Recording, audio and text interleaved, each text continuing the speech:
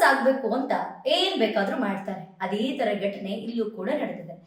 ಒಬ್ಬ ಭೂಪ 112ಗೆ ಕಾಲ್ ಮಾಡಿ ನಮ್ಮ ಮನೆ ಮುಂದೆ ಮಾಂಸದ ಚೀಲ ಇದೆ, ಬಂದು ನೋಡಿ ಅಂತ ಹೇಳ್ಬಿಟ್ಟು ಒಂದು ಫೋನ್ ಮಾಡಿದ್ದಾನೆ.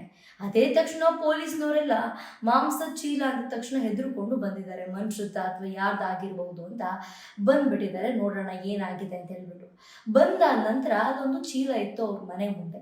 ಆನಂತರ ಅದು ಇಡೀ ಊರಿಗೆ ಸ್ಪ್ರೆಡ್ ಆಯಿತು. ಎಲ್ಲರಲ್ಲೂ ಕೂಡ ಭಯದ ವಾತಾವರಣ ಕೂಡ ನಿರ್ಮಾಣ ಆಯಿತು. ಅದಾದ ನಂತರ ಅಲ್ಲೇ ಅಕ್ಕಪಕ್ಕದಲ್ಲಿದ್ದಂತಹ ಒಂದು CCTV ಫುಟೇಜನ್ನು ತೆಗೆದು ನೋಡ್ತಾರೆ.